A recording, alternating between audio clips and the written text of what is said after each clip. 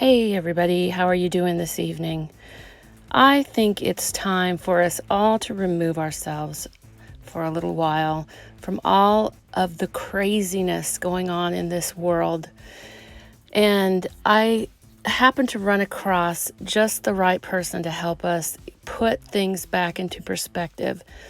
This is a man that was on the radio every day when I was a little girl, and I heard him on a YouTube video, and that voice, that unmistakable voice, that just transported me to a time when things made sense, when your world was stable, and you had no worries that you would wake up the next morning and everything would look different and be different.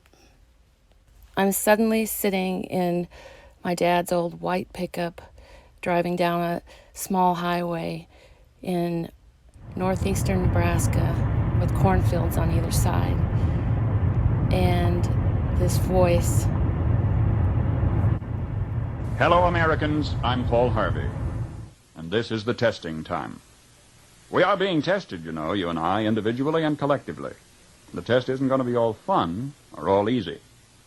But if you'll hear me out, I think you'll agree you wouldn't want it any other way. So join me today and let's travel back in time. And we're going to listen to a message from Paul Harvey about the first Americans' fight for freedom. An untold number of lives have been sacrificed for our freedom and will continue to be sacrificed for the rights of Americans as it stands today, and we must not let this be taken from us out of sheer apathy.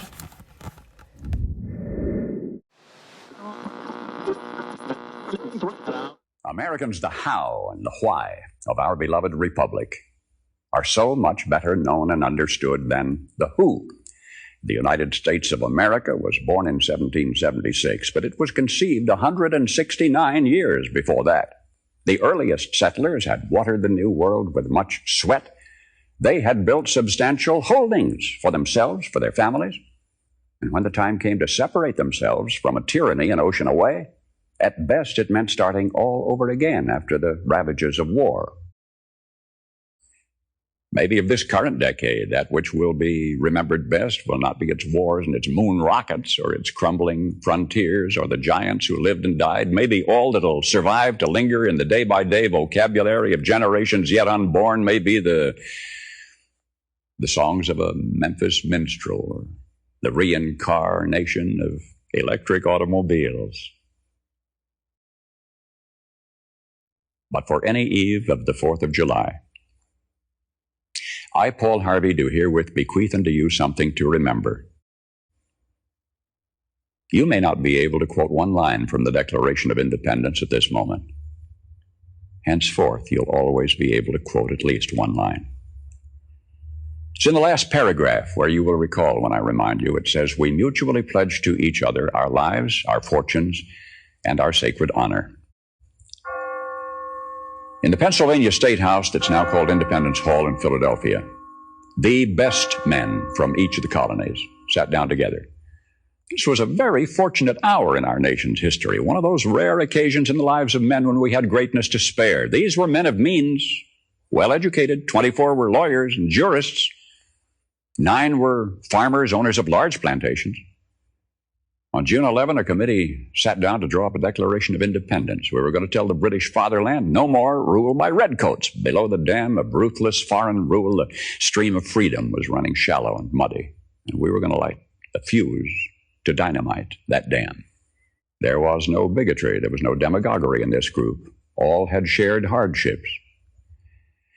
Jefferson finished a draft of the document in 17 days. Congress adopted it in July, and so much is familiar history. But now, King George III had denounced all rebels in America as traitors. Punishment for treason was hanging. The names now so familiar to you from the several signatures on that Declaration of Independence, the names were kept secret for 6 months, for each knew the full meaning of that magnificent last paragraph in which his signature pledged his life his fortune, and his sacred honor. 56 men placed their names beneath that pledge.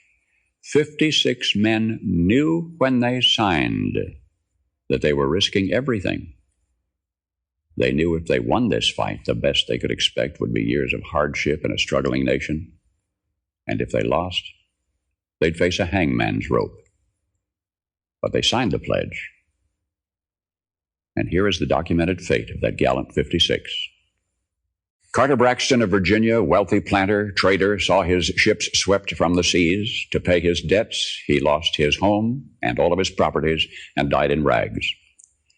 Thomas Lynch, Jr., who signed that pledge, was a third-generation rice grower, aristocrat, large plantation owner. After he signed, his health failed. His wife and he set out for France to regain his failing health. Their ship never got to France, was never heard from again. Thomas McKean of Delaware was so harassed by the enemy that he was forced to move his family 5 times in 5 months. He served in Congress without pay, his family in poverty and in hiding. Vandals looted the properties of Ellery and Clymer, and Hall and Gwinnett, and Walton and Hayward, and Rutledge and Middleton.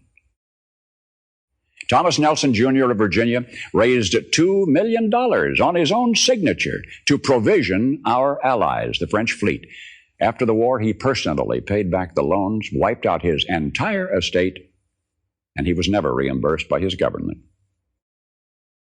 In the final battle for Yorktown, he, Nelson, urged General Washington to fire on his, Nelson's, own home, which was occupied by Cornwallis. It was destroyed. Thomas Nelson, Jr. had pledged his life, his fortune, and his sacred honor. The Hessians seized the home of Francis Hopkinson of New Jersey. Francis Lewis had his home and everything destroyed, his wife imprisoned. She died within a few months. Richard Stockton, who signed that declaration, was captured, mistreated, his health broken to the extent that he died at 51. His estate was pillaged. Thomas Hayward, Jr. was captured when Charleston fell. John Hart was driven from his wife's bedside while she was dying. Their 13 children fled in all directions for their lives. His fields and grist mill were laid waste. For more than a year, he lived in forests and caves and returned home after the war to find his wife dead, his children gone, his properties gone, and he died a few weeks later of exhaustion and a broken heart. Lewis Morris saw his land destroyed, his family scattered. Philip Livingston died within a few months from the hardships of the war. John Hancock, history remembers best due to a quirk of fate rather than anything he stood for, that great sweeping signature attesting to his vanity, towers over the others. One of the wealthiest men in New England. And yet he stood outside Boston one terrible night of the war, and he said, "Burn Boston, though it makes John Hancock a beggar, if the public good requires it." So he, too, lived up to the pledge. Of the 56, few were long to survive. 5 were captured by the British and tortured before they died. 12 had their homes from Rhode Island to Charleston sacked, looted, occupied by the enemy, or burned. 2 lost their sons in the army. 1 had 2 sons captured. 9 of the 56 died in the war from its hardships or from its more merciful bullets. I don't know what impression you had of the men who met that summer in Philadelphia. But I think it's important that we remember this about them. They were not poor men. They were not wild-eyed pirates. These were men of means. They were rich men, most of them, and had enjoyed much ease and luxury in their personal living. Not hungry men, certainly not terrorists, not irresponsible malcontents, not fanatical incendiaries. These men were prosperous men, wealthy landowners. They were substantially secure in their prosperity. They had everything to lose. But they considered liberty, and this is as much as I shall say of it. They had learned that liberty is so much more important than security. that they pledged their lives, their fortunes, and their sacred honor. And they fulfilled their pledge. They paid the price, and freedom was born.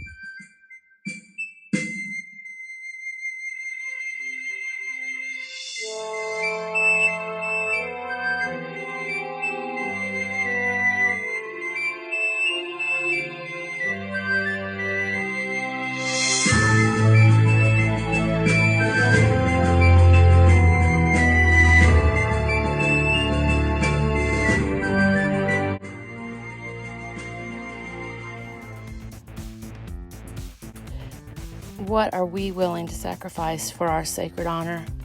It's a good question. Listen, have a great day.